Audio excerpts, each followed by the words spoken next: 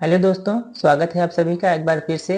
दोस्तों, आज के इस वीडियो में हम आपको एक अघोरी और एक डायन चुड़ैल की ऐसी भयानक कहानी सुनाएंगे जिसे सुनकर आपके भी रोंगटे खड़े हो जाएंगे। लेकिन इस वीडियो को शुरू करने से पहले अगर आप हमारे चैनल पर नए हैं तो इस वीडियो को एक लाइक और चैनल को सब्सक्राइब कर दीजिए ताकि आने वाली हर इंटरेस्टिंग वीडियो आपको मिलती रहे। दोस्तों, ये कहानी एक प्राचीन घाट के भयानक रहस्य के इर्द गिर्द घूमती है जो गांव के लोगों के लिए एक अभिशाप के समान है। कहते हैं कि इस घाट पर अघोरी साधना करते हैं और यहाँ एक दुष्ट आत्मा डायन का साया है। यह डायन चुड़ैल रात के अंधेरे में उन लोगों का शिकार बनाती है जो उसकी शरण में आते हैं। जब एक जिज्ञासु युवा पत्रकार राजीव इस रहस्य का पर्दाफाश करने के लिए घाट पर जाने का निश्चय करता है तो उसकी मुलाकात एक अघोरी बाबा से होती है जो उसे इस भयानक स्थान की सच्चाई बताता है। जैसे जैसे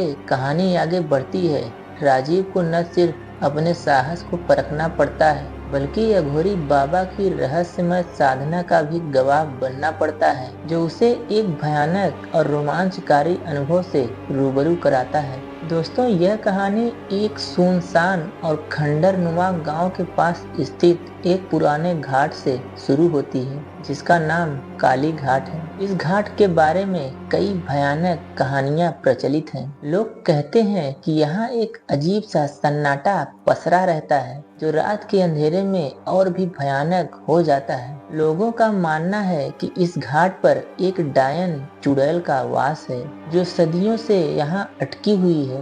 गांव में कई पीढ़ियों से यह किस्से सुनने को मिलते रहे हैं कि जो कोई भी इस घाट के पास गया वह या तो वापस नहीं आया या फिर उसकी मानसिक हालत बिगड़ गई। इसलिए इस घाट का रहस्य गांव के लोगों के लिए डर और उत्सुकता का विषय बन चुका था। ये सारी बातें गांव वालों के द्वारा पत्रकार राजीव को पता चली। राजीव एक युवा और निडर पत्रकार था जो हमेशा ऐसे रहस्यों को सुलझाने में रुचि रखता था जिनसे लोग दूर भागते हैं। जब उसे इस घाट के बारे में सुनने को मिला, उसने निर्णय लिया कि वह इस स्थान पर जाकर स्वयं सच्चाई का पता लगाएगा। उसने अपने साथी मनोज को भी साथ चलने के लिए मनाया जो थोड़ा डरपोक था परंतु अपने दोस्त का साथ देने के लिए तैयार हो गया। जैसे ही गांव वालों को पता चला कि ये दोनों काली घाट पे जाने वाले हैं, गांव वालों ने उन्हें रोकने की बहुत कोशिश की, बहुत ही प्रकार से उन्हें डराया,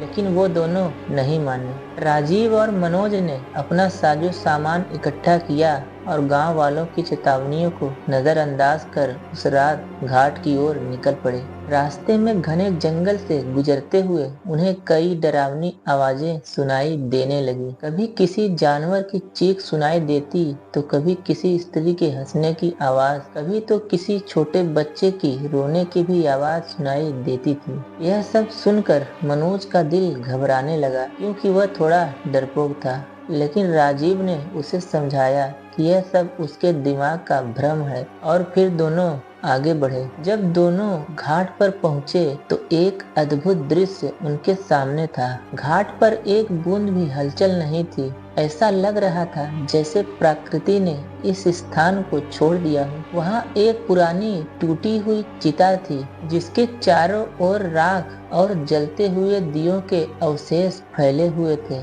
थोड़ी दूर पर एक बूढ़ा अघोरी बाबा बैठा हुआ था जो अपनी आंखें बंद किए मंत्र बुदबुदा रहा था। बाबा के सिर पर घनी जटाएं थी और चेहरे पर गहरी झुर्रियां। ऐसा लग रहा था कि जैसे बाबा सदियों पहले से यहाँ बैठा हुआ है। उन्होंने अपनी आंखें खोली और राजीव मनोज की ओर देखा।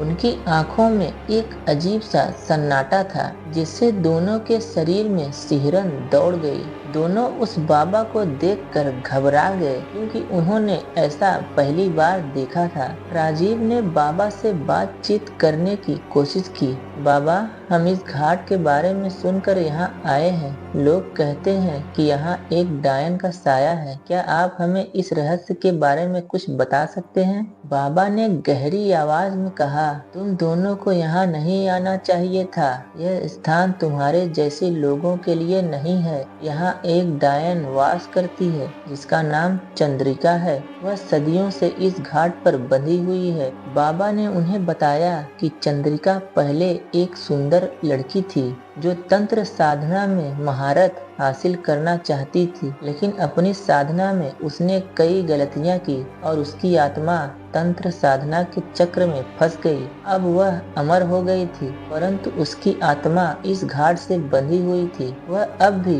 जीवित आत्माओं की तलाश में रहती है ताकि उनकी ऊर्जा चूस सके।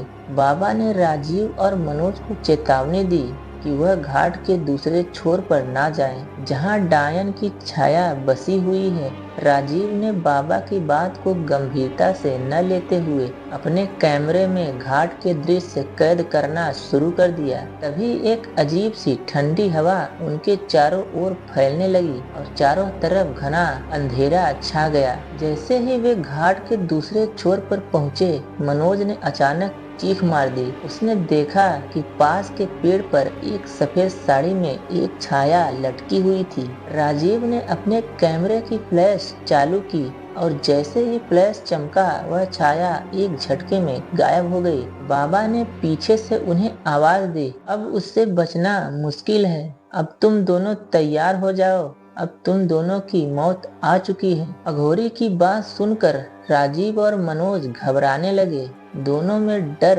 पैदा होने लगा, लेकिन राजीव ने मनोज को थोड़ा समझाया और अपने आप पे भी कंट्रोल किया। तभी घाट की सीढ़ियों पर एक धीमी धीमी सरसराहट होने लगी। चंद्रिका की परछाई धीरे धीरे आकार लेने लगी। उसकी आंखें जलती हुई ज्वाला जैसी लाल थी और चेहरा झुलसे हुए मांस से भरा हुआ था। उसने मनोज को घूर कर देखा और कहा, तू मेरे पास क्यों आया है? उसकी ये बात सुनकर मनोज जोर जोर से कांपने लगा और उसने भागने की कोशिश की, पर उसके पैर कांपने लगे। तभी बाबा ने अपने हाथ में राख उठाई और मंत्रों का उच्चारण करने लगे। बाबा के मंत्र पढ़ते ही चंद्रिका चिल्लाने लगी और गायब हो गई। बाबा ने राजीव और मनोज को बताया, यहाँ हर साल कुछ लोग गायब हो जाते हैं।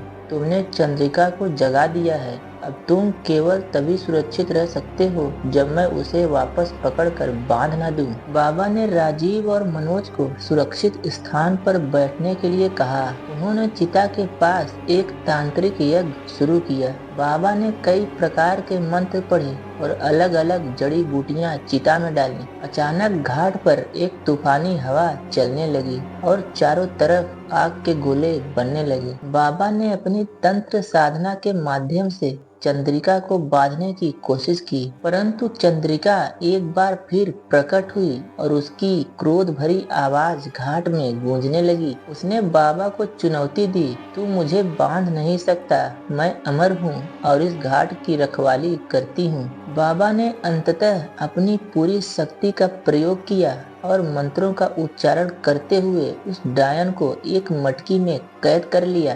फिर बाबा ने मटकी को नदी में बहाकर कहा, अब तुम दोनों जा सकते हो, पर इस स्थान को कभी वापस मत आना। यह घाट हमेशा के लिए अभिशापित रहेगा। राजीव और मनोज गांव लौट आए, लेकिन वे उस रात के डरावने अनुभव को कभी नहीं भूल पाए। राजीव ने अपनी रिकॉर्डिंग में देखा कि उसने जो कुछ भी रिकॉर्ड किया था वह धुंधला था और अजीब आवाजों से भरा हुआ था। वह वीडियो उसके लिए इस बात का सबूत था कि उस घाट पर कुछ ऐसा था जो इंसानी समझ के परे था। इस घटना के बाद राजीव ने कभी भी भूतिया स्थानों की खोज नहीं की और उसने यह कहानी किसी को सुनाई भी नहीं। गांव में आज भी यह मान्यता है कि काली घाट पर अघोरी बाबा और डायन चंद्रिका का वास है, जिसकी वजह से कोई भी वहां पर जाने की हिम्मत नहीं करता। तो दोस्तों, ये वीडियो आपको कैसी लगी हमें कमेंट करके बताएं और ऐसे ही इंटरेस्टिंग वीडियो पाने के लिए हमारे चैनल को सब्सक्राइब करके हमसे जुड़ जाइए। तो चलिए मिलते हैं अगले और भी इंटरेस्टिंग वीडियो में, तब तक के लिए बाय।